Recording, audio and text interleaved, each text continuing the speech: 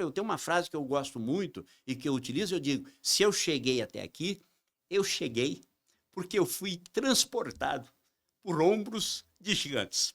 São pessoas que ao longo da minha trajetória, se eu pego, por exemplo, quando eu vendia coxinha, em Angélica não, em Itaguaçu, no pequeno Itaguaçu, tinha uma senhora chamada Sônia. Ela tinha uma loja de tecidos. Todos os dias ela comprava 3 coxinhas. E para mim, menino, eu acreditava que ela gostava demais daquela coxinha para comprar 3 todos os dias. Depois que eu cresci, e cada vez que eu volto, eu a visito, porque aquilo era um gesto para ajudar um menino, uma criança que estava trabalhando. Meu nome é Felipe Ávila e hoje aqui comigo eu tenho José Carlos Barbosa, o Barbosinha. Aliás, algumas trajetórias não apenas inspiram, provam que determinação muda destinos.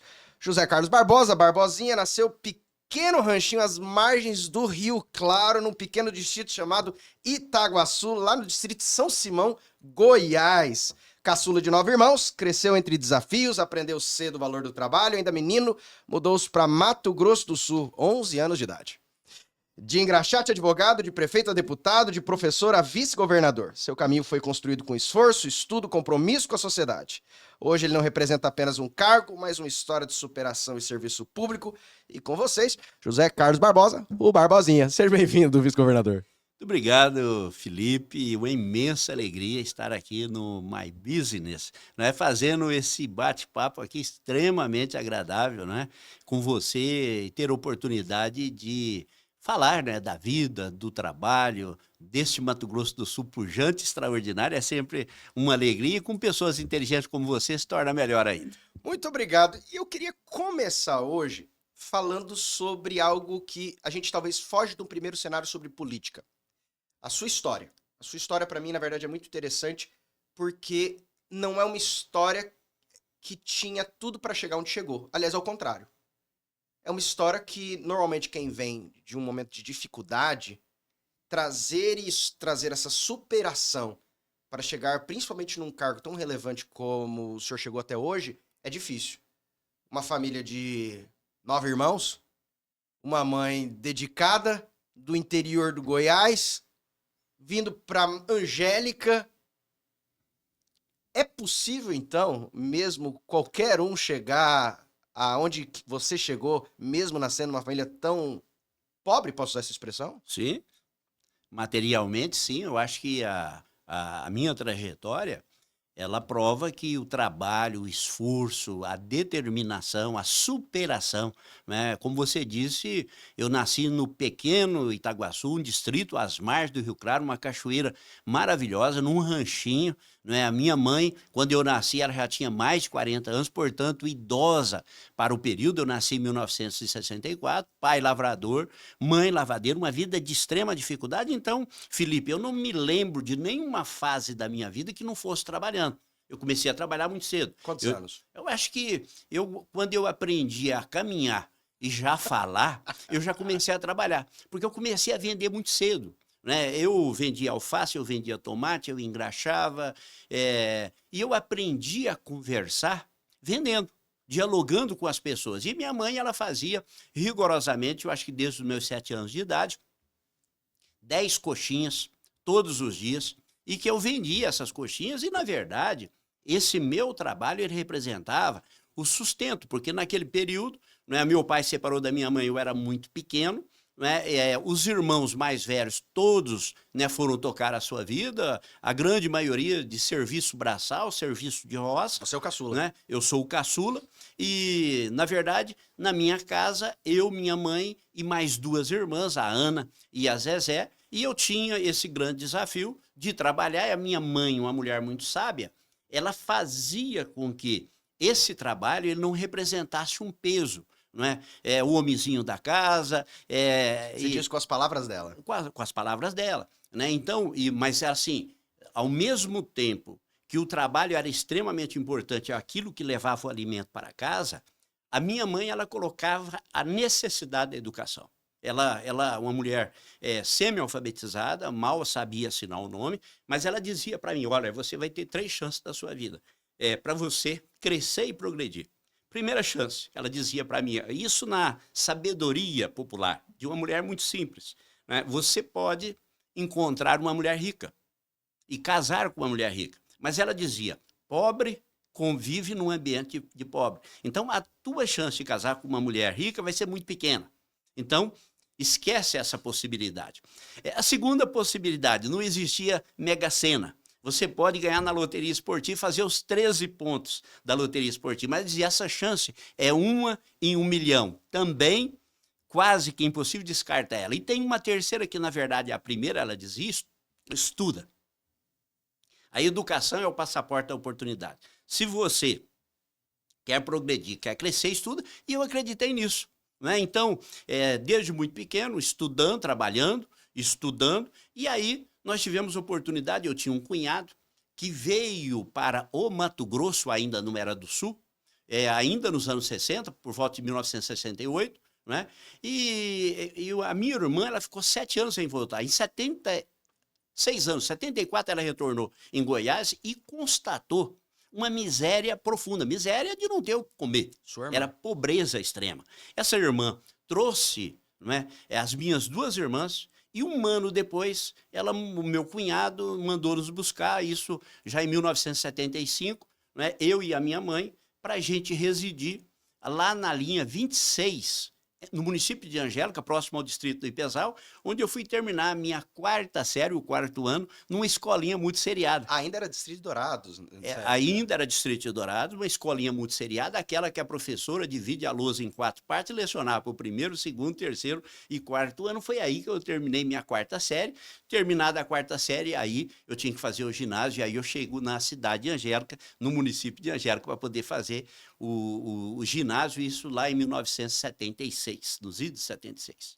Sabe que eu tenho tido a percepção de que, logicamente, todos nós somos consequência de uma construção de muitos tijolinhos na nossa vida.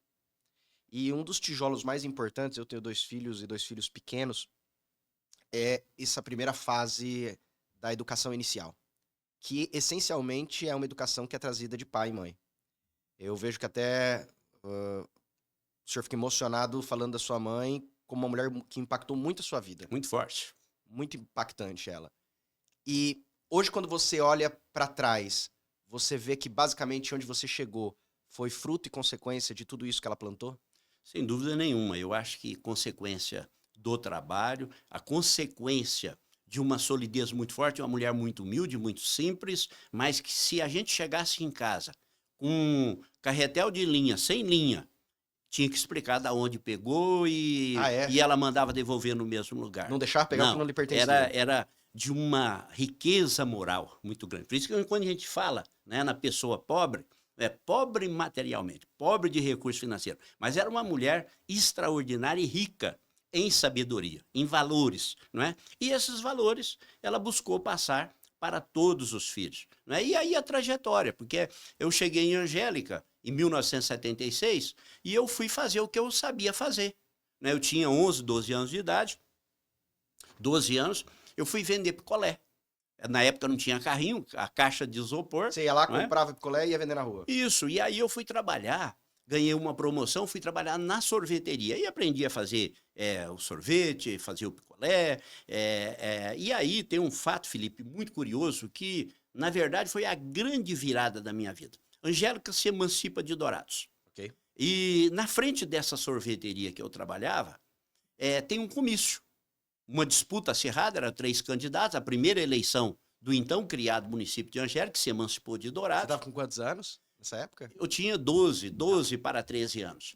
Aí vem as eleições, o comício na frente da casa do meu cunhado, que havia nos trazido de Goiás, e na frente dessa sorveteria. Eu trabalhando no balcão, um movimento danado, as pessoas ali, e o locutor desse comício era um professor meu de português chamado João Linhares, que mora aqui em Dourados, tem um filho promotor em Dourados chamado João Linhares Filho.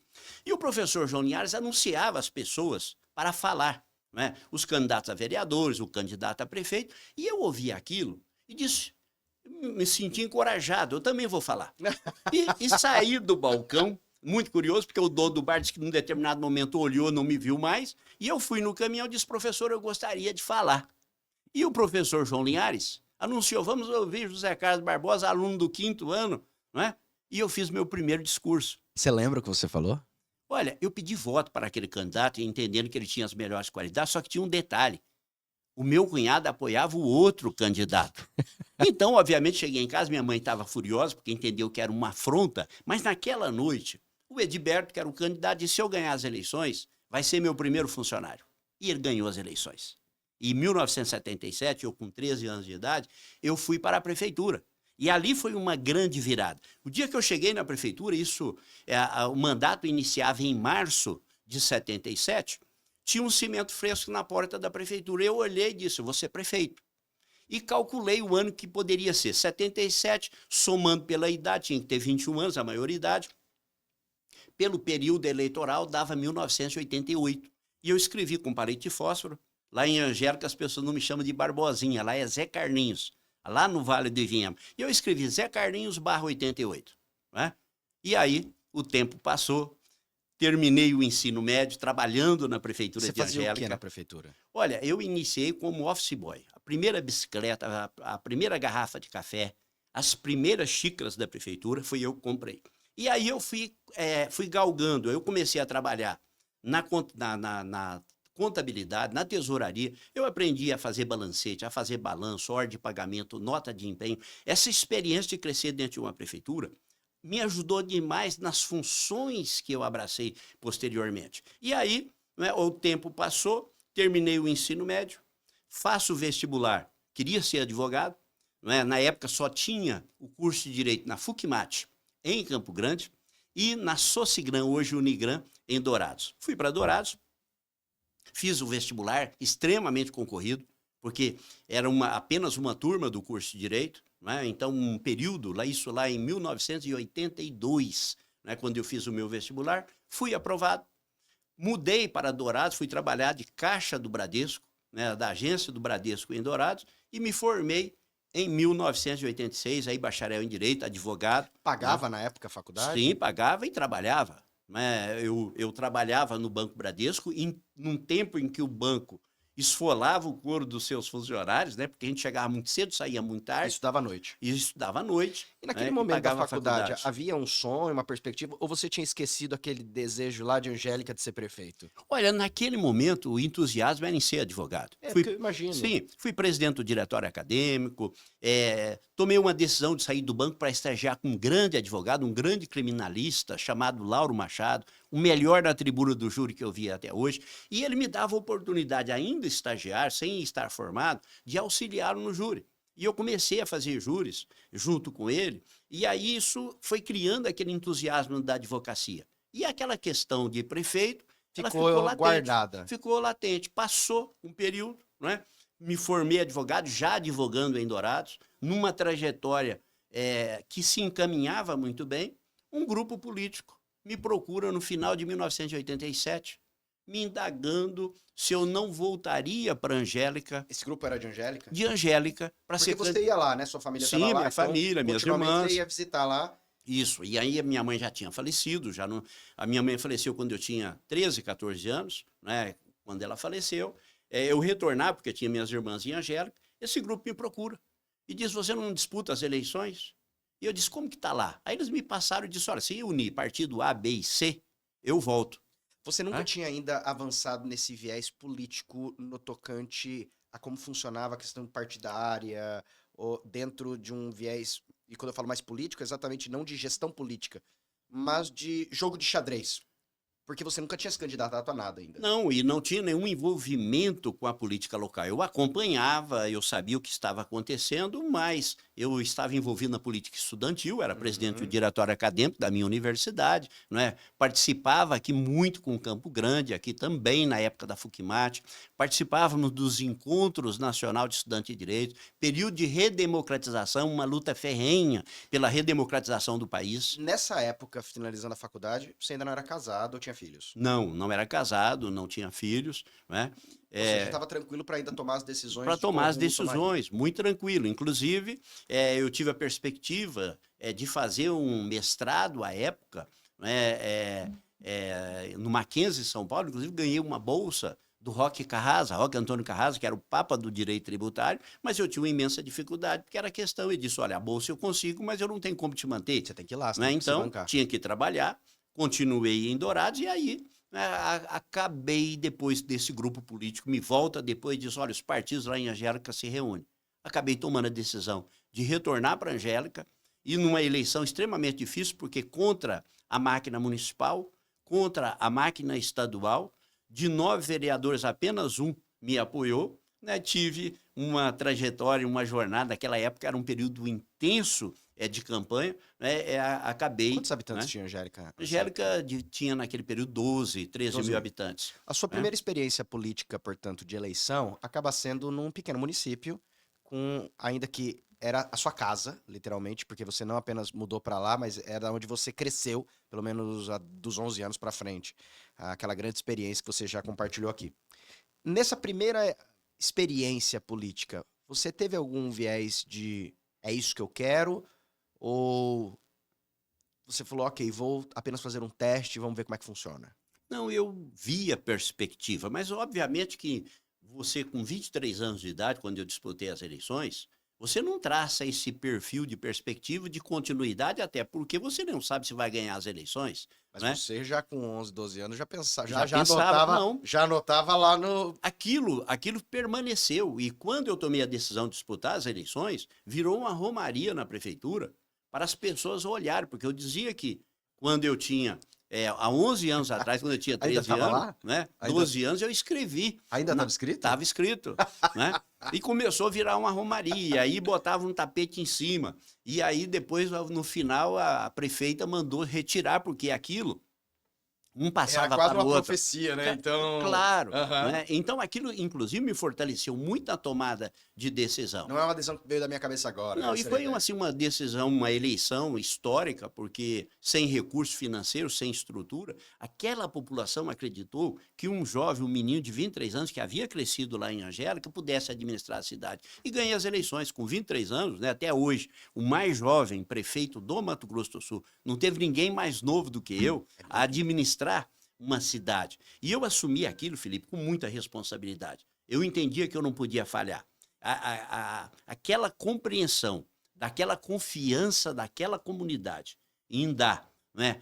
Porque eu era chamado de menino de creche, de guri, que eu não tinha maturidade suficiente para poder administrar o município. Eu recebi aquilo com muita responsabilidade e acho que foi uma experiência extremamente exitosa, porque na época não tinha reeleição, mas eu elegi o meu sucessor ao findar dos meus 4 anos de mandato, né? Eu entreguei o município para o meu sucessor. E, assim, nas minhas eleições depois de deputado estadual, eu sempre fui o deputado mais votado de Angélica, que significa que, mesmo tendo saído de Angélica há muitos anos, aquela população ainda, né, acredita e tem um apreço pelo trabalho que nós realizamos. Eu imagino que nessas eleições, como você acabou de dizer, para deputado estadual, quando sai a lista dos municípios, um dos que para você é muito importante olhar é quantos votos eu tive em Angélica. Né? Sem Pra dúvida saber- nenhuma, sem dúvida nenhuma. Eu moro em Dourados há muitos anos. Eu retornei para Dourados em 1997, né? Aí já com a minha esposa, com a Maristela, que é médica, né? Trabalhou em saúde pública há 30 anos, foi médica em Angélica, a conheci trabalhando como médica de saúde pública no município de Angélica.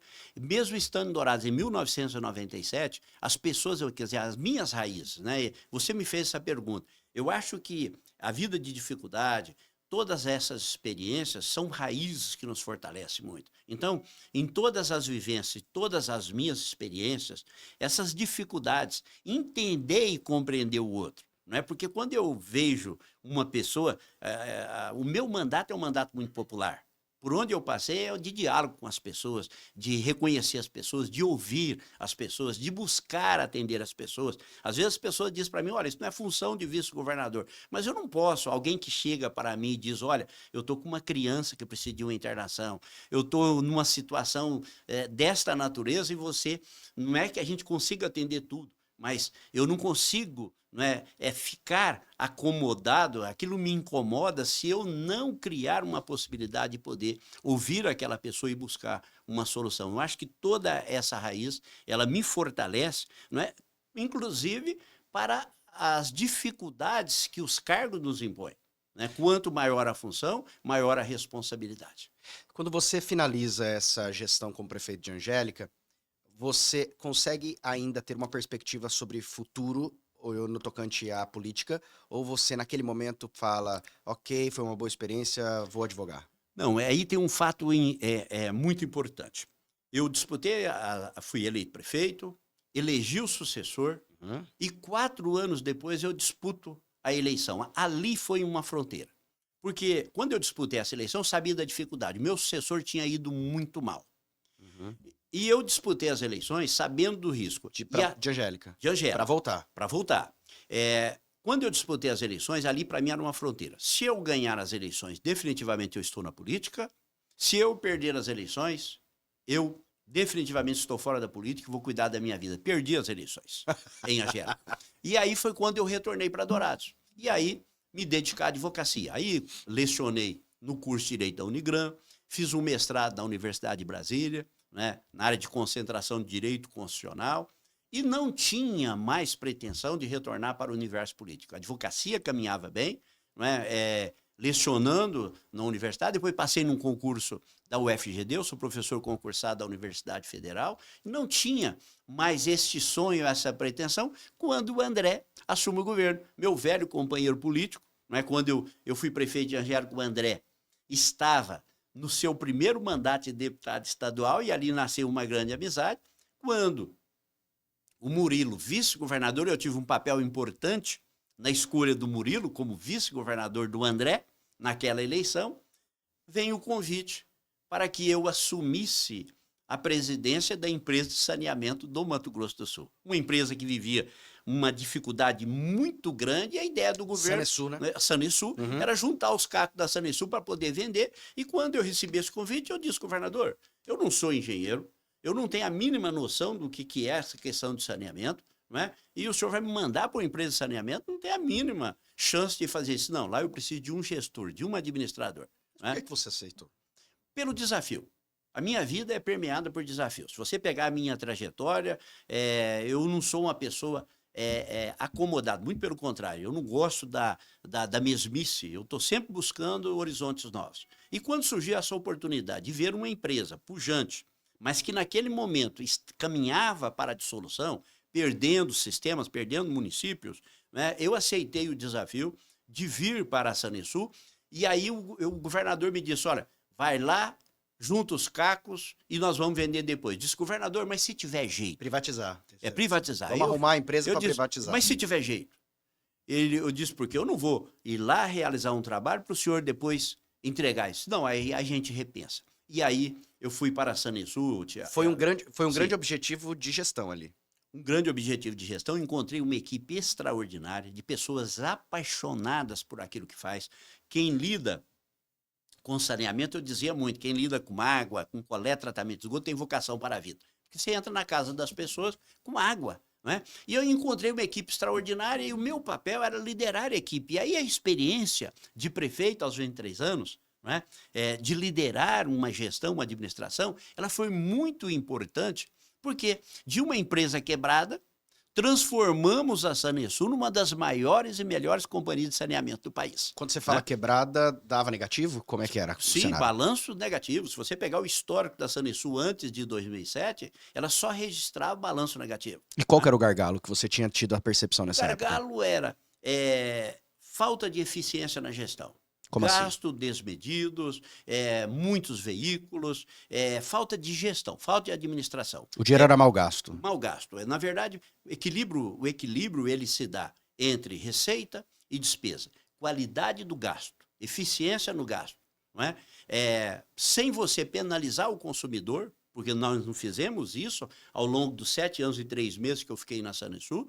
A empresa ganhou 2 páginas da revista Exame, ela saiu na Isto é Dinheiro, prêmios internacionais, prêmios nacionais, e com isso eu pude ter a oportunidade de ser presidente da ESB, Associação Brasileira das Empresas Estaduais de Saneamento, que agrega todas as companhias estaduais do país, inclusive as gigantes, Sabesp de São Paulo, Copasa de Minas, SEDAI do Rio de Janeiro. Eles escolhem né? entre presidentes ou dirigentes de empresas governamentais para que seja o Exatamente, presidente empresas nacional? governamentais. O meu antecessor era do Paraná, Estênio Jacob, meu querido amigo, né? E na época, aliás, o meu antecessor era da Bahia, tinha sido secretário nacional de saneamento, ia à reeleição e eu lancei uma chapa de oposição. A eleição foi no estado de Alagoas, né, na capital de Alagoas, e eu disputei e fui eleito com uma votação expressiva dos presidentes, com apoio da Sabesp, da Copasa. Agora, foi a primeira né? vez que o senhor Sim. fica dentro de uma gestão de uma empresa pública, porque foi, claro, prefeito, Sim.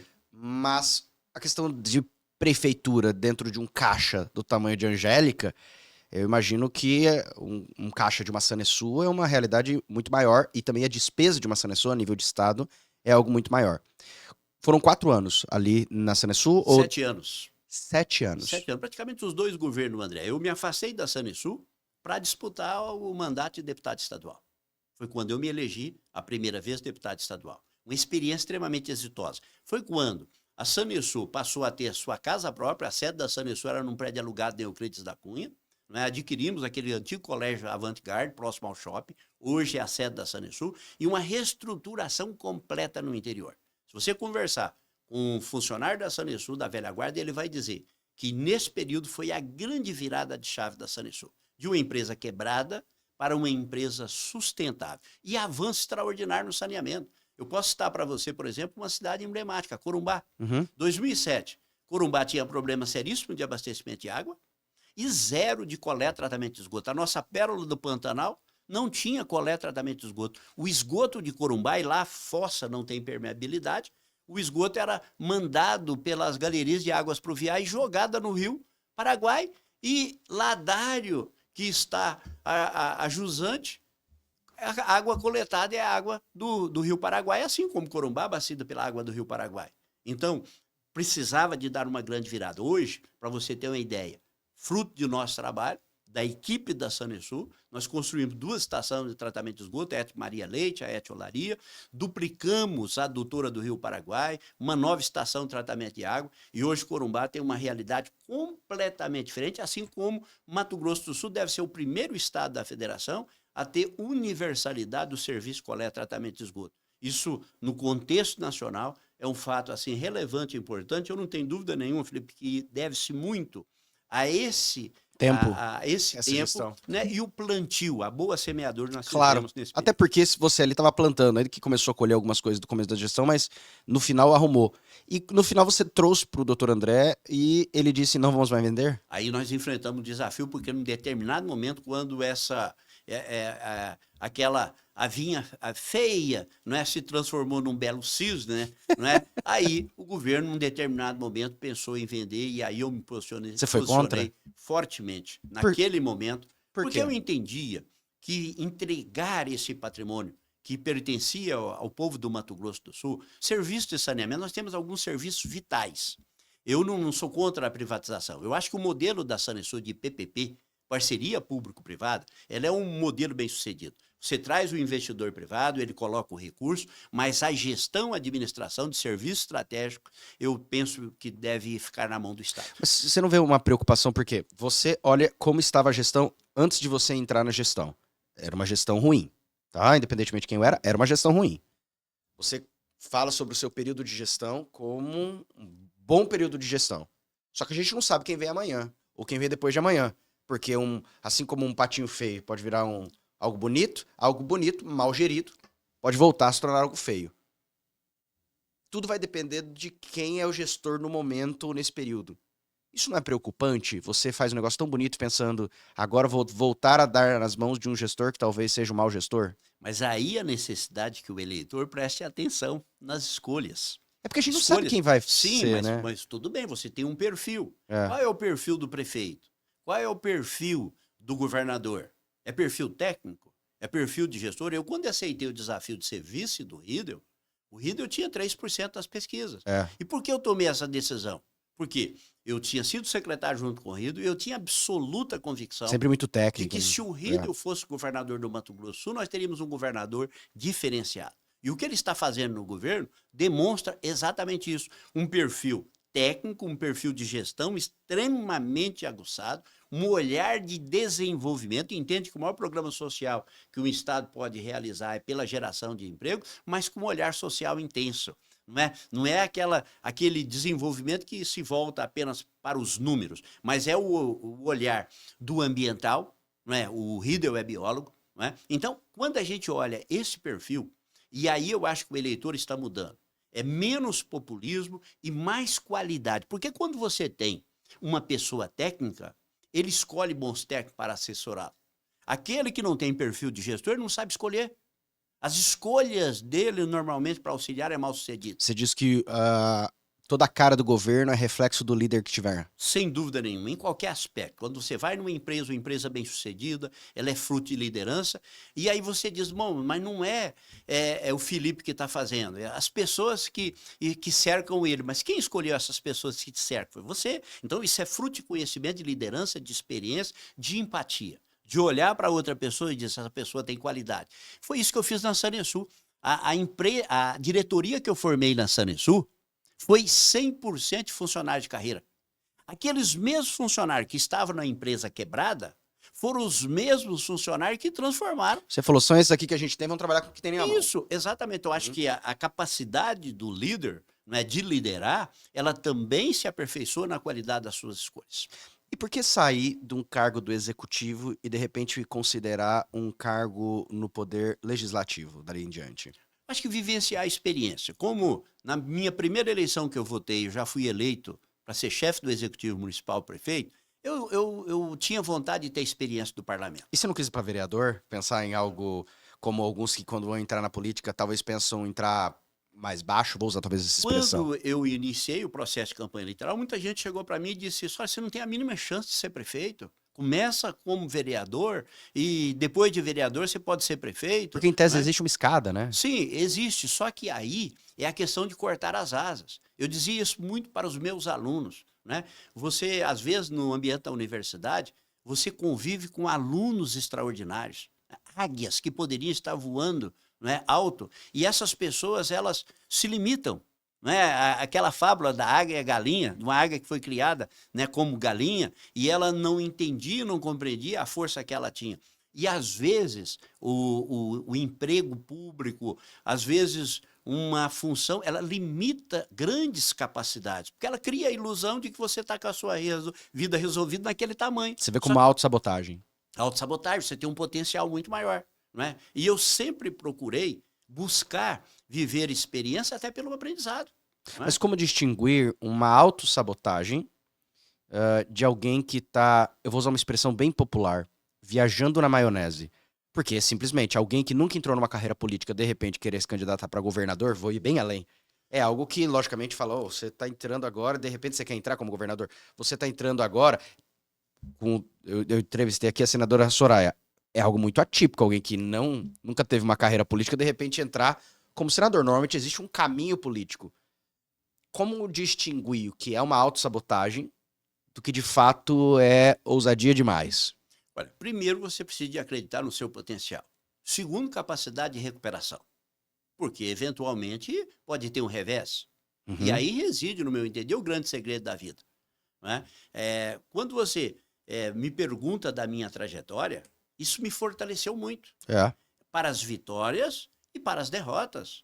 Porque não significa que você... O nosso atual presidente, ele disputou 4 vezes antes de ser eleito presidente da República. Mas devia ser um sonho. E ele acreditou nesse sonho. E muitas vezes as pessoas interrompem os sonhos.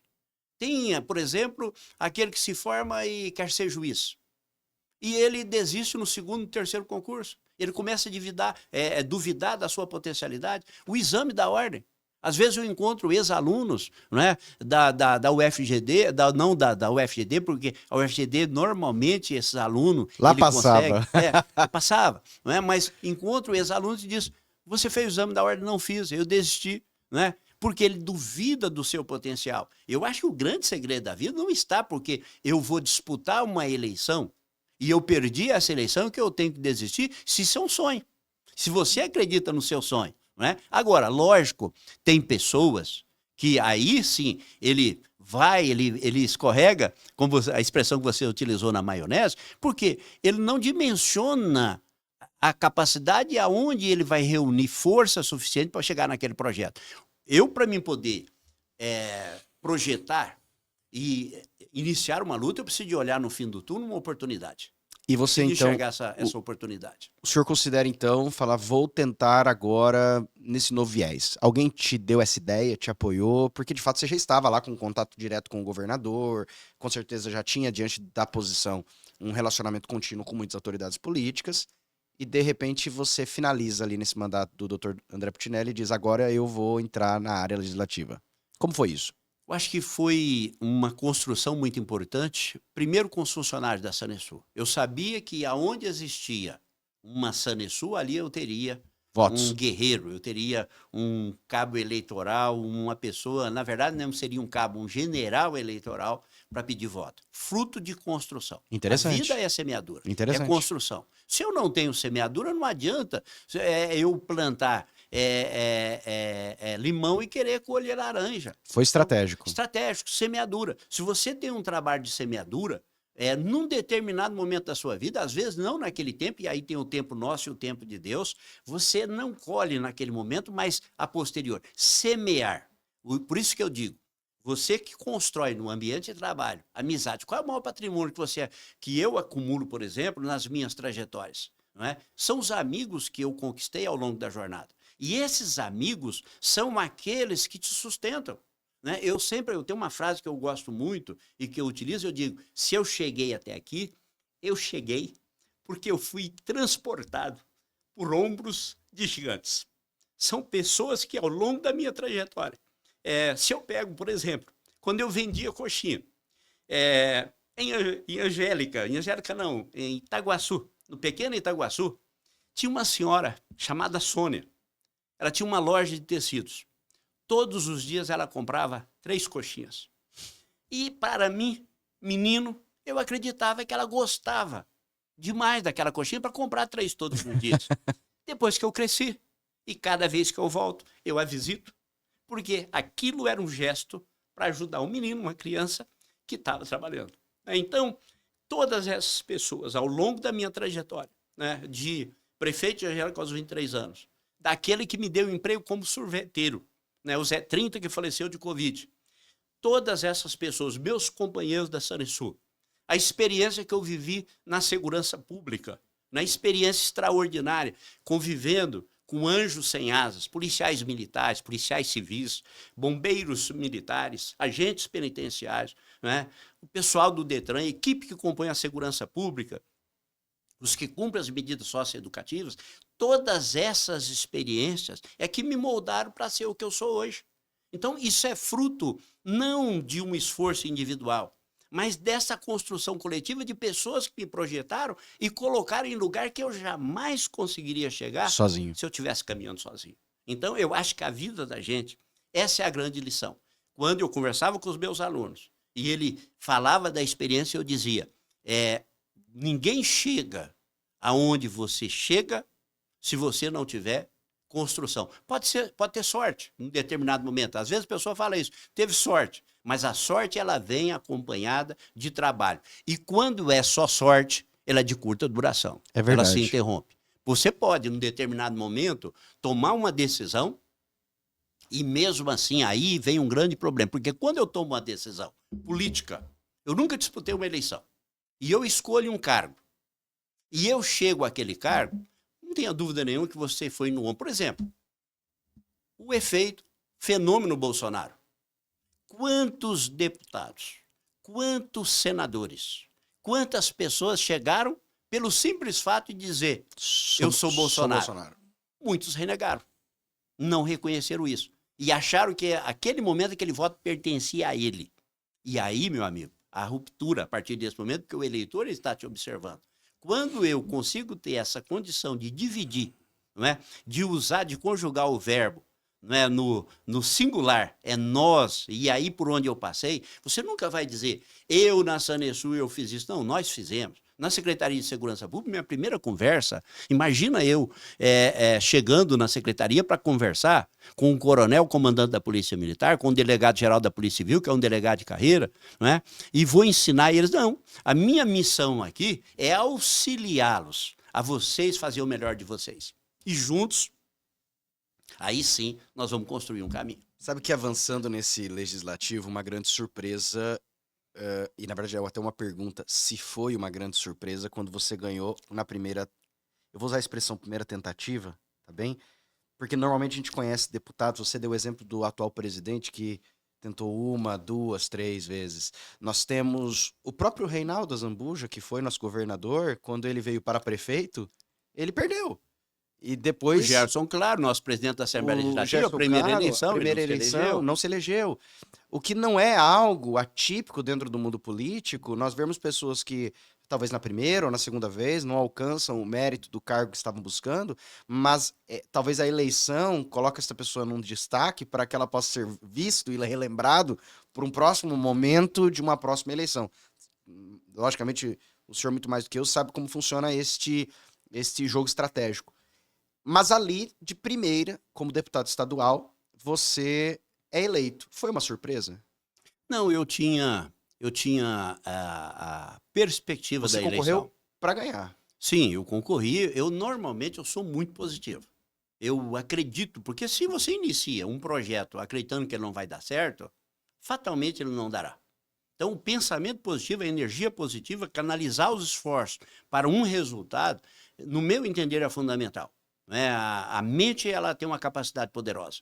Se eu penso negativo, negativo vem. Se eu penso positivo, positivo vem. E eu preciso de trabalhar porque as forças conspiram para aquilo que você pensa. Então, eu não posso entrar num projeto político acreditando que ele vai dar errado. Quando eu tomei a decisão de ser vice, quando o Rido estava lá, pequenininho nas pesquisas, eu olhava para o horizonte, eu enxergava. Certeza você não tem, mas você precisa de acreditar, porque se você não acredita, não faça. Intuitivamente, todos nós temos isso, o sexto sentido, a intuição, o anjo da guarda. Eu posso fazer várias leituras. E tem aquela voz que te diz, não faça. Uhum. E aí você insiste. E quando você insiste, inexoravelmente, pode dar errado ou às vezes vai dar errado. O senhor acredita muito nessa percepção Napoleão Hill de o segredo, ou perspectiva de o segredo de primeiro minha mente tem que estar lá para depois eu ir alcançá-la? Em tudo na vida. Imagina você, como advogado, conversar com o seu cliente, se você não passar confiança para ele de que você vai dar o seu melhor para defender. Um médico vai operar um paciente... achando que já vai dar errado. E que diz para o paciente que, olha, eu posso te operar, mas a chance de dar errado aqui é grande. Não é? Então, o engenheiro que vai construir sua casa e não te dá segurança que a casa não vai cair. Então, a confiança, ela é fundamental para quem lidera, não é? Um dos cargos mais, eu às vezes fico pensando se buscados ou não dentro do setor executivo, é o cargo de vice. Porque depende do governo, o vice tem trabalho para fazer, depende do governo, o vice não tem trabalho para fazer. Eu já tive a oportunidade de conversar com alguns, fora da Câmara, com algumas autoridades que foram vice em alguma posição, e algumas delas disseram, não consigo, não tem nada para eu fazer. Assim, é como primeira dama, às vezes, dependendo do cenário. Mas eu tenho a percepção que no atual governo, do governador Riedel, o senhor tem ajudado e auxiliado bastante. Foi conversado isso previamente? Felipe, eu fui escolhido vice-governador no último minuto da prorrogação, não foi nem do segundo tempo. Eu já tinha homologado a minha candidatura a deputado estadual, eu já estava a caminho da convenção, não é? Para reunir todos os candidatos. Meu time estava lá com a plaquinha de candidato, nenhum do time sabia.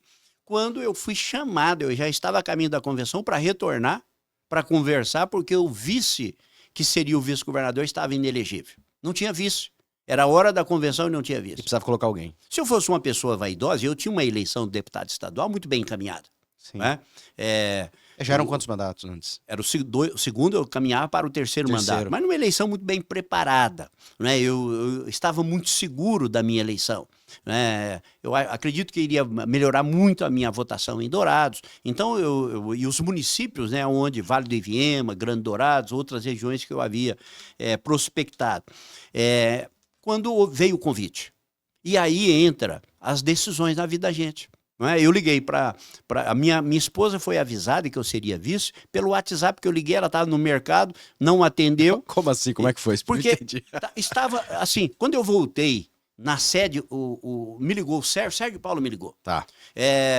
Eu preciso falar com você.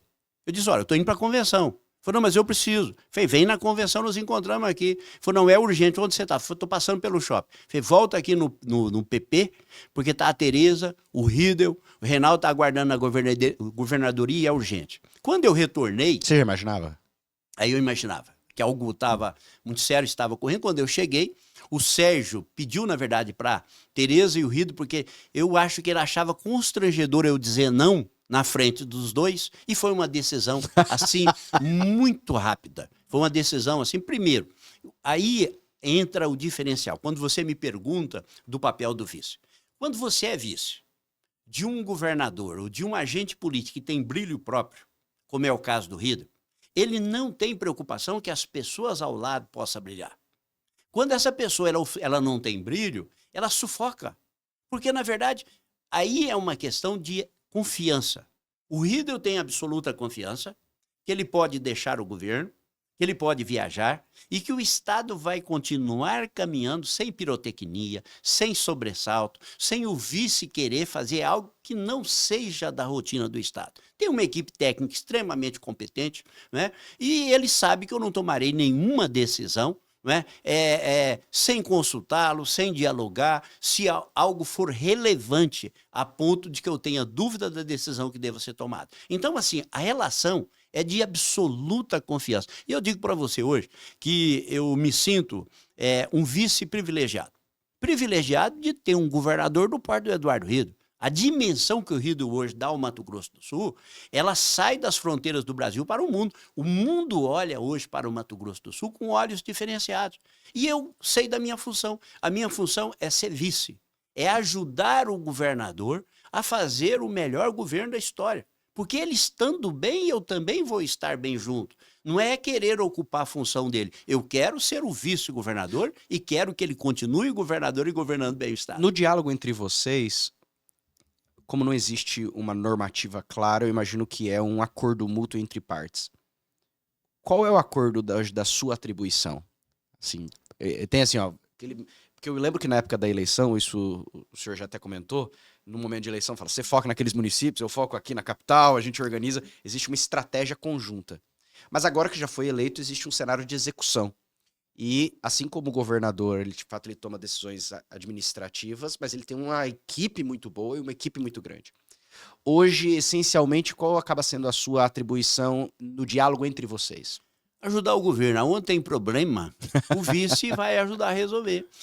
São os problemas internos, né, na administração do próprio Estado, dos contratos de programas, né, que são assumidos pelos secretários, de crises circunstanciais que podem acontecer, como, por exemplo, nesse momento que nós estamos vivendo, né, da morte da nossa jornalista, um caso fatídico, a designação do governador para que eu possa, né, gerir, comandar, para poder... Não é para poder punir, não é para buscar culpado, é para buscar caminhos de solução para melhorar a gestão. Nós precisamos de compreender aonde é que nós falhamos, aonde que nós erramos, enquanto Estado, enquanto instituição, né, os agentes envolvidos. Porque nesse momento agora é momento de cautela, é momento da gente compreender. Tem um problema, existiu uma falha. E aonde é que nós podemos buscar aperfeiçoar o processo para que falhas dessa natureza não aconteçam mais? Para que você tenha pessoas com empatia fazendo o acolhimento, para que a mulher, quando ela procura esse espaço, ela possa sentir acolhida, ela possa sentir encorajada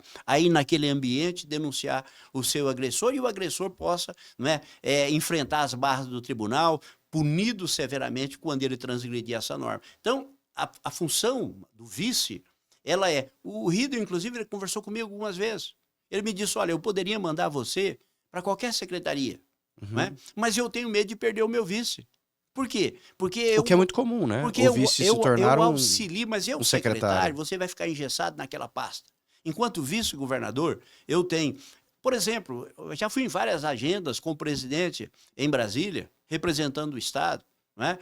Representando, por exemplo, enquanto nós tivemos em Iquique, para discutir, né, a rota bioceânica. Eu estava lá representando o governo do estado e assim, recebendo as autoridades. Por exemplo, em Dourados eu recebi, no sábado, um grupo de embaixadores alemães, de cônsulos, de autoridades. Para falar sobre a questão indígena. Isso, para falar sobre a questão indígena, sobre a questão ambiental. Então, eu cumpro uma função de ajudar o governador. Agora, esse protagonismo não é do vice-governador, eu compartilho isso com a equipe e com o governador. Às vezes, Felipe, quando eu vou falar em eventos representando o governo, eu falo mais do Rio do que de mim. Né? Porque eu penso que o governador, ele é a instituição que representa o Estado. Quanto mais nós fortalecemos o nosso governador, quanto mais esse time trabalha em bloco para uma causa comum, quem ganha é o Estado, Sabe quem que ganha é o cidadão. Essa sua frase me lembra as palavras de Jesus, que casa contra si não prospera. Aqui, quando há uma divisão interna e dentro do mundo político, logicamente, o senhor já tem uma experiência em episódios que já visualizou isso acontecendo, que quando há uma divisão interna, todo mundo sai perdendo. Né? Agora, você, voltando à questão de quando você foi chamado para ser vice, foi uma decisão rápida. Teve que ser, não tinha muita opção. E, normalmente, decisões que o senhor toma, tirando essa específica, são decisões rápidas ou o senhor gosta de parar, pensar, às vezes não dá tempo. Esposa, às vezes não dá tempo. Aí não deu tempo, porque é interessante que eu estava a caminho da convenção já, sabendo que eu seria porque era uma decisão muito séria, porque não vou me candidatar a deputado. Isso, mas foi uma decisão, eu tinha que tomar aquela decisão, não tinha tempo para pensar, para reunir grupo, para discutir, não tinha tempo para poder pedir. E no caminho... Deu medo? Estava indo. Olha, o medo faz parte. O medo nos dá cautela. Quando você tem medo, porque a inconsequência é a ausência do medo. Quando eu olho para um rio turbulento, eu preciso ter medo de pular naquelas águas, não é? Sim, mas aí talvez você não pule. Isso, exatamente. Mas nesse caso parece que Mas você teve aí medo e pulou mesmo assim. Não, nesse caso específico, você precisa de medir o tamanho do medo, não é? Porque senão você é inconsequente. Tem que dosar, e aí é fruto da experiência. Quando a ousadia, né, e o medo, eu consigo temperar isso. E essa eleição era uma eleição com grandes players no mercado. Sem dúvida nenhuma, é uma eleição... Pessoas de renome na nós política tínhamos ali local. nomes já consagrados na política, como nosso ex-governador André Putinelli, como nós tínhamos o próprio Marquinhos, né, prefeito da capital, o fenômeno ainda Bolsonaro muito latente, com a presença do deputado Contar, que era meu colega de Assembleia Legislativa, mas de outro lado um candidato que eu sabia do seu potencial e sabia que nós teríamos apoio da grande maioria expressiva dos prefeitos e dos vereadores do Estado. Eu sabia que a força política, no momento que ela abraçasse, né, ela não conferia certeza, mas uma grande possibilidade. Aí é você olhar para o horizonte e acreditar. Poderia dar errado? Eu disse isso para minha esposa.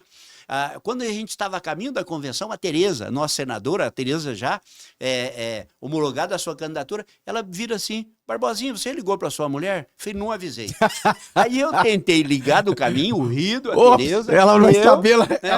Aí o que eu ligou, não atendeu, eu mandei uma mensagem pelo WhatsApp. Né? Querida, para você não ficar sabendo pela imprensa, eu sou mais candidato a deputado estadual, sou candidato a vice-governador. E ela respondeu para mim assim numa mensagem: tá bom, querido. Foi assim. Foi assim que ela soube. Foi assim que ela soube e foi assim o nosso diálogo. Então, eu acho que assim, as coisas muito natural. Poderia ter dado errado. E aí é o seguinte, eu já tinha me preparado. O que eu disse na sua cabeça estava tudo já... Olha, eu acredito que nós vamos ganhar, mas pode dar errado. Se der errado, vamos fazer uma viagem em janeiro, fevereiro, porque a gente não viajava há muito tempo. Vou retornar para minhas aulas na UFGD, vou retornar para a advocacia, adoro ser advogado. Né? Adoro o ambiente escritório, adoro mergulhar dentro do processo. E aí, Felipe, eu acho que é o grande segredo da vida. As pessoas me perguntam isso. A gente tem que ser feliz naquilo que a gente faz. E dar o seu melhor. Eu fui engraxado. Para mim, a satisfação era olhar para o sapato brilhando. Né? Ali eu tinha uma franela para poder passar em cima, jogava uma aguinha, eu tinha as técnicas para fazer aquele sapato ficar brilhando. Então, ao longo da minha vida, eu acho que a dedicação, a busca, não é, para você se aproximar do seu melhor, não é? Perfeição é dom divino, não pertence a nós, mas a gente tem que buscar o nosso melhor. Fazer o melhor. Eu acho que esse é o fruto da experiência das pessoas que dão certo. Ser bem-sucedido é isso. É ser bom e melhor naquilo que você faz, independente do que você faça. Dentro desse período de candidatura e de eleição a vice-governador, de fato, havia uma percepção inicial de que haveria um segundo turno entre o Riedel, essa era uma grande percepção, era o que as próprias pesquisas indicavam, logo no finalzinho do primeiro turno, e o Dr. André Putinelli, que era alguém que de fato tinha uma indicação. Como era para você, principalmente sabendo assim, tanto da intimidade que tinha com o Dr. André, trabalhou com o Dr. André, e agora você estava do outro lado? Como é É fruto de isso? escolha. Eu acho assim, a vida da gente, a gente tem que fazer escolha e lealdade.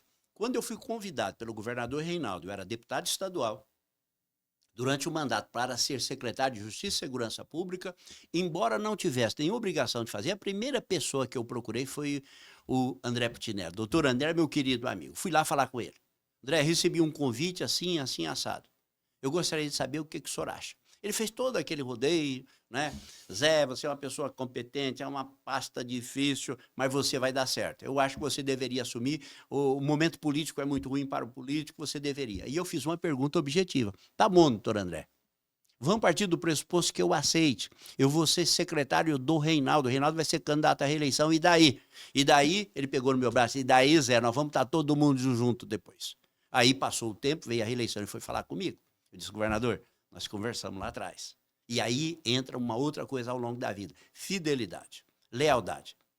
Se eu participo de um projeto político enquanto secretário, embora não tenha nenhum compromisso formal, eu me sinto moralmente obrigado àquele projeto porque eu participei dele. Não tinha lógica, por exemplo, eu, que fui secretário de Segurança Pública no governo Reinaldo, líder do Reinaldo na Assembleia Legislativa, não apoiá-lo no seu projeto. E aconselhei o André naquele momento a não tomar aquela decisão. Eu disse para ele, governador, espera um outro momento. O senhor sabe o que é a máquina, o que ela representa. Tivemos uma conversa muito franca. Tanto que há um respeito mútuo, uma amizade que se preserva até hoje. Porque a política, como na vida, é clareza. E as pessoas precisam de olhar para você, e aí, às vezes, o que o funcionário de uma empresa ele não compreende. A lealdade ao seu patrão é o fortalecimento da empresa. O fortalecimento da empresa é o fortalecimento da sua carreira, do seu salário. E, às vezes, eu vejo pessoa que não compreende isso. Lealdade. Eu acho que esse é o ponto fundamental. Você fala sobre lealdade, sobre caminhos dentro de um cenário político. Se nós fôssemos do lado oposto, eu vou usar a expressão suicídio político, o que seria isso hoje? Como alguém poderia, erros que alguém poderia cometer e que dentro do mundo político seria um suicídio político se a pessoa realizasse atos como esse?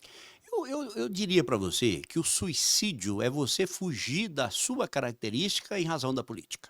Como assim? Perder a eleição é consequência do resultado eleitoral. Isso faz Ok. parte do processo. Uhum. O que eu não posso perder é personalidade. O que eu não posso perder é aquilo que eu construí como o maior patrimônio da minha vida e que transcende a política.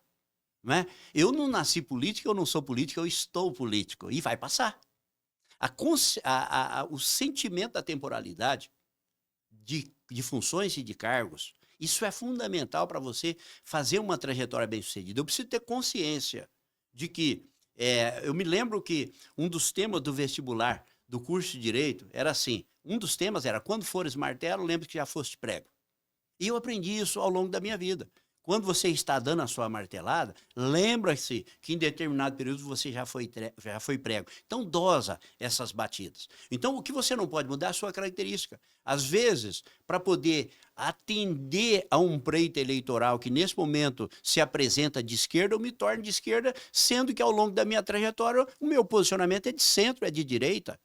É contrariar a sua história de vida em razão de um cargo, de uma função. Se você mantém a sua essência, não importa. Você pode perder a eleição, mas você vai continuar sendo o Felipe, advogado, empreendedor, que trabalha. Isso não vai mudar. Os seus amigos vão continuar sendo seus amigos e as pessoas vão continuar te respeitando. Nós demos um exemplo aqui, você disse, quando a gente está falando sobre a individualidade, nós e eu, e nós demos um exemplo do efeito Bolsonaro, que aconteceu na última eleição, penúltima eleição, essencialmente.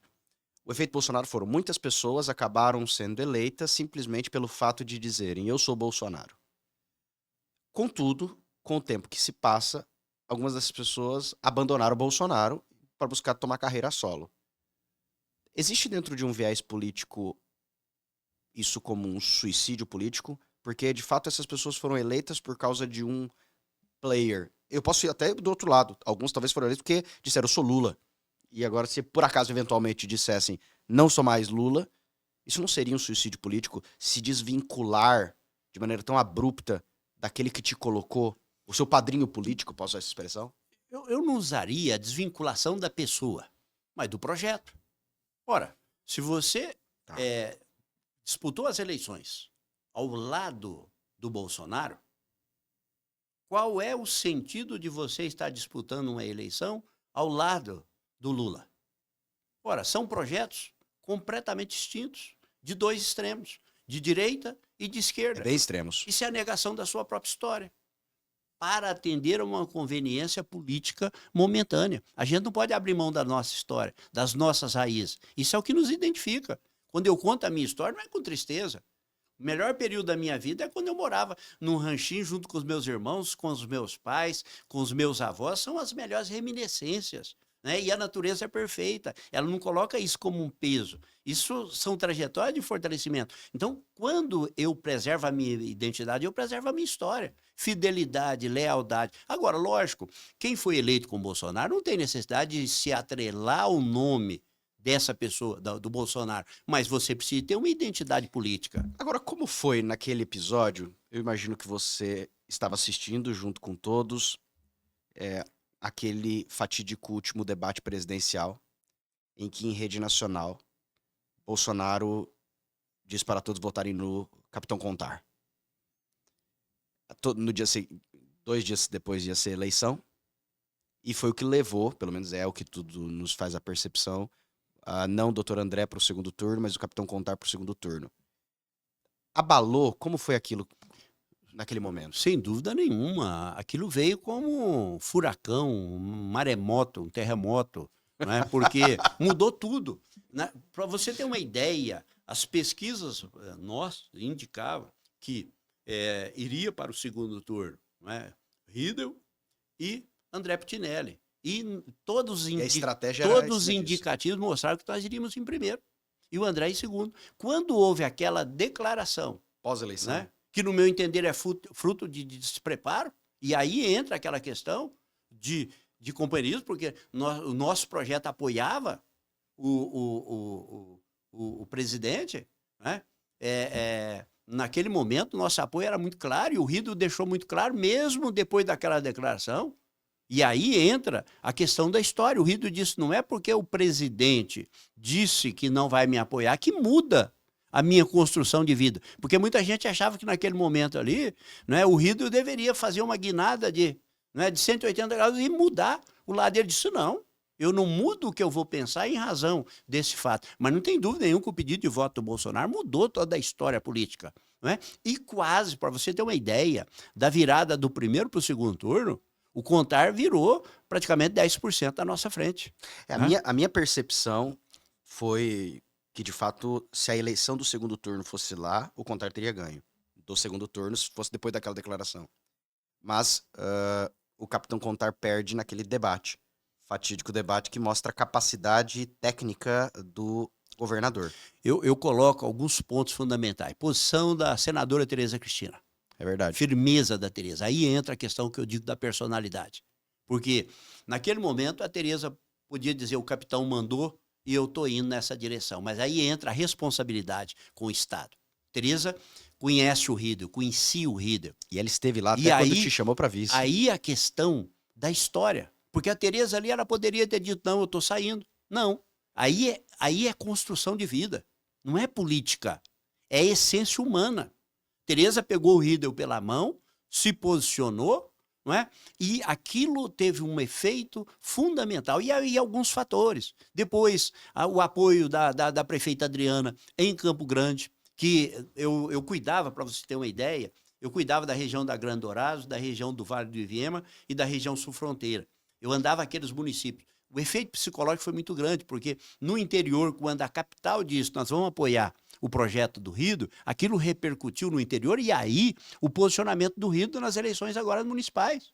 Não tinha como ter outro posicionamento que não fosse apoiando a prefeita Adriana em razão daquele gesto que foi fundamental. Né? E aí entrou a questão da experiência. O eleitor, quando Ele teve a oportunidade. Primeiro, o contrário não ia nos debates. E quando ele foi no debate e que se percebeu aquela diferença oceânica entre os dois, exatamente, não é? Ali as eleições mudou o curso da tendência das eleições, porque realmente nós temos que reconhecer que o efeito do 22 do Bolsonaro, ele naquela eleição, ele foi assim algo extraordinário. Sabe que você sempre fala sobre posicionamentos e estratégias políticas futuras. Eu o vejo como alguém, aliás, muito querido. Todo mundo que eu fui falar, até mesmo antes de nós agendarmos aqui, sem nem perguntar, fala, você vai gostar muito dele, ele é muito legal.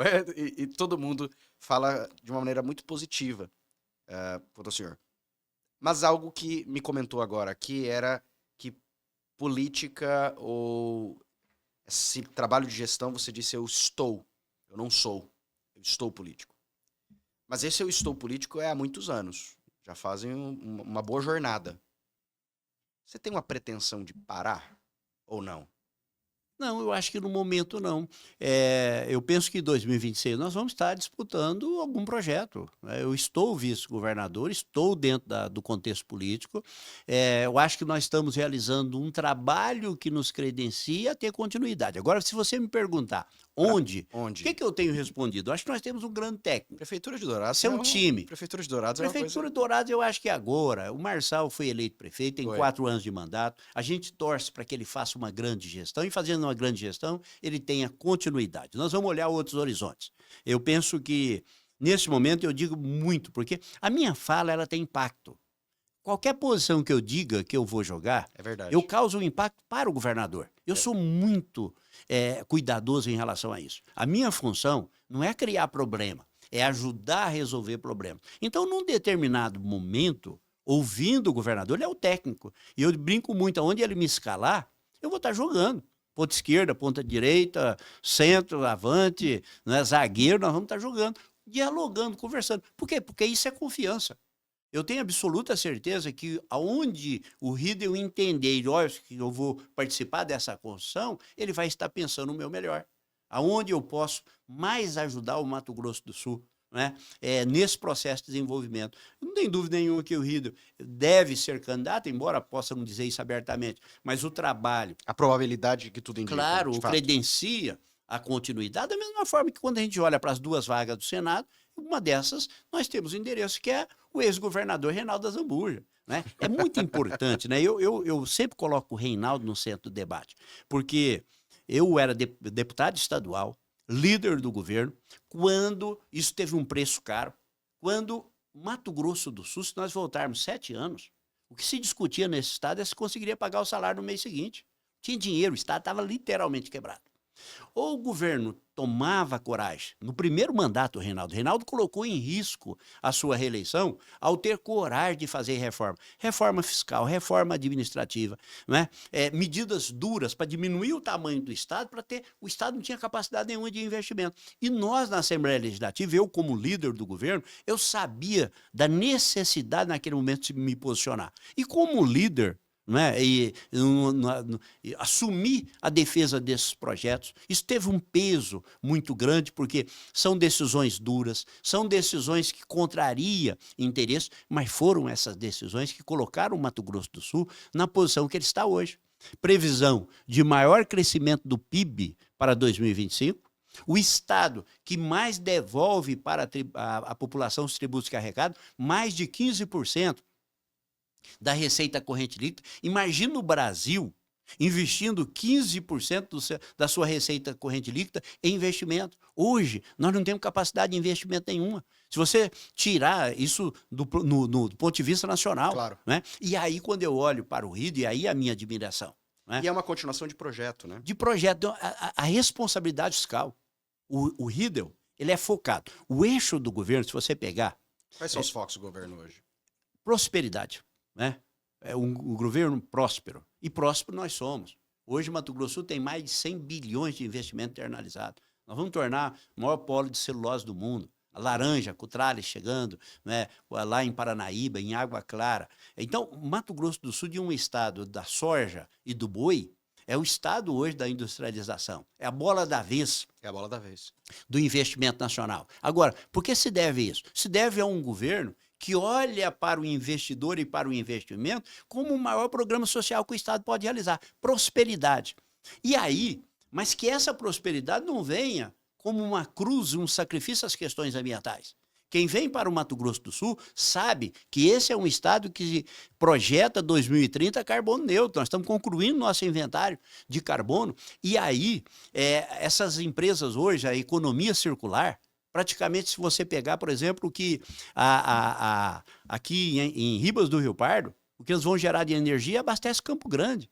Né? Então, tudo que produz, ela consome energia limpa, energia renovável. Então, a preocupação ambiental, a lei do Pantanal, o fundo ambiental que o Estado colocou 40 milhões para poder, né, vai lançar agora em abril, para poder pagar para aquelas pessoas que faz além do que aquilo que a lei exige. 86% do Pantanal preservado, o pantaneiro convivendo no Pantanal há mais de 300 anos e preservando aquele ecossistema tão importante, a maior planície alagável do planeta. Então, prosperidade, próspero, estado verde, né? Preocupação ambiental, estado digital, fibra ótica chegando nos 79 municípios, isso vai possibilitar uma revolução, né, na teleeducação, na telemedicina, no serviço público, acabar com o papel, acabar com o estado cartorial. Felipe, se hoje você consegue resolver a sua vida, né, com um aparelho celular, com um tablet, porque o Estado precisa de tanto papel tão demorado? A gente precisa de transformar esse Estado em Estado digital. Né? A pandemia mostrou, existem, né? A pandemia mostrou a necessidade, né? o fosso social e digital que existe entre as pessoas, incluir essa comunidade, e aí é próspero, verde, digital e inclusivo. Porque não há como você falar em um estado rico, em um estado próspero, com as pessoas na margem de pobreza. E aí, que me encanta no governador. Ele, da mesma forma que ele tem esse olhar técnico, ele tem o olhar humano, o olhar social. Se incomoda com a miséria, se incomoda com a pobreza, de dizer que, embora nós tenhamos a menor taxa de pobreza extrema do Brasil, mas ainda nós temos pessoas vivendo à margem, e não dá para se conformar com comunidade indígena que não tem água, com pessoas que ainda vivem aquela situação que eu relatei que eu vivia nos anos 70 sem ter o que comer. Então, o Estado e o gestor, ele precisa se incomodar com isso. Então, os eixos e o programa de governo, ele vem sustentado nos 17 ODS, Objetivo de Desenvolvimento Sustentável da ONU, propugnado pela ONU. Então, é um governo que preza o equilíbrio fiscal, a tal ponto que nós tivemos agora um fato histórico. Essa gestão fiscal colocou o Flávio César, que é o nosso secretário de Fazenda, na condição de ser o primeiro fora do eixo norte e nordeste do país, saindo do centro-oeste brasileiro, para liderar o CONCEFAZ, que é o Conselho Nacional de Secretários de Fazenda. Então, isso é um fato histórico. Aí, quando você olha para o governo, eu vejo, por exemplo, liderando lá a Rota Bioceânica, o Jaime Verruc.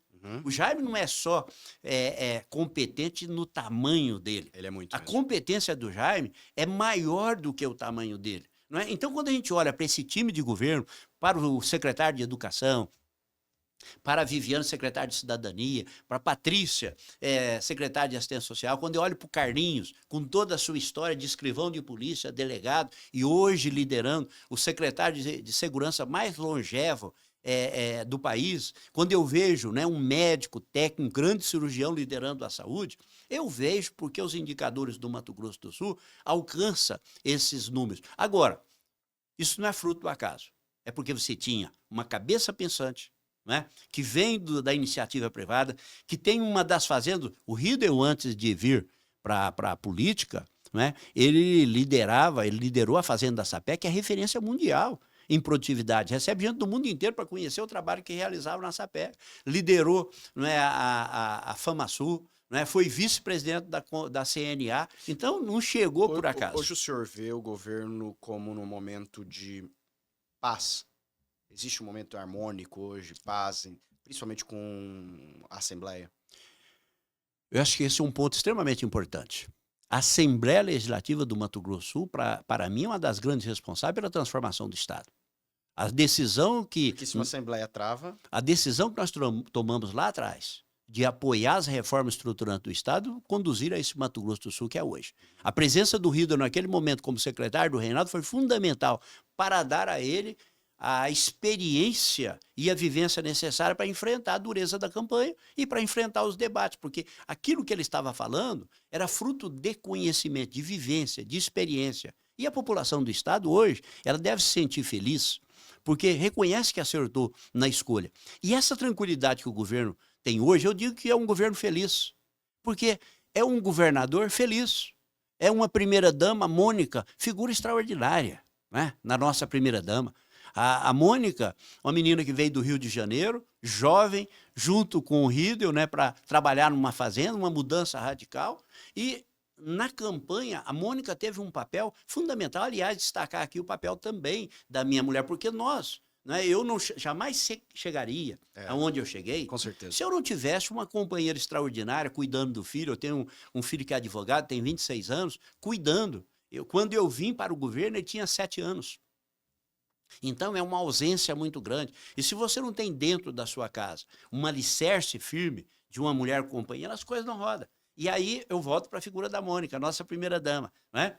Olha, simples. Gente que vem da terra, que tem cheiro de terra, é diferente, né? Então, quando eu olho para esse casal que lidera o Mato Grosso do Sul, a gente vê essa felicidade, essa tranquilidade. E isso passa para as pessoas, contagia as pessoas, né? Gera emprego e gera desenvolvimento. Se o senhor hoje fosse trazer uma recomendação, a gente tem jovens que nos assistem, de jovens que consideram entrar no mundo da política.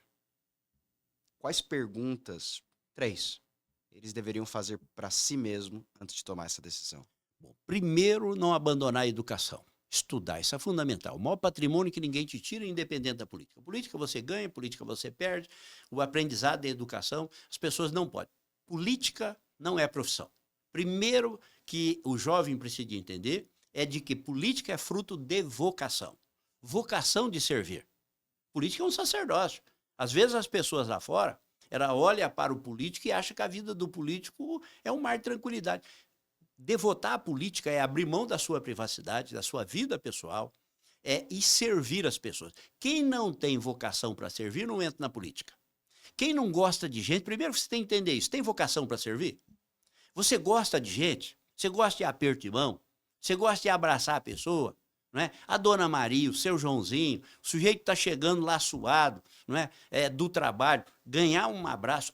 O político, ele precisa de gostar de gente. Não é aquela figura do político tradicional que sai distribuindo um abraço, beijinho, não, mas que tem empatia. E aí vale para todo mundo. Tem gente que vai para o serviço público como emprego, como salário, não tem empatia. É verdade. Não recebe bem as pessoas. Eu candidato a prefeito, eu dizia que a saúde do paciente ela começa a melhorar ou piorar na recepção. Se você chega com dor e você é bem acolhido por um sorriso, por alguém que compreende a sua dor melhora.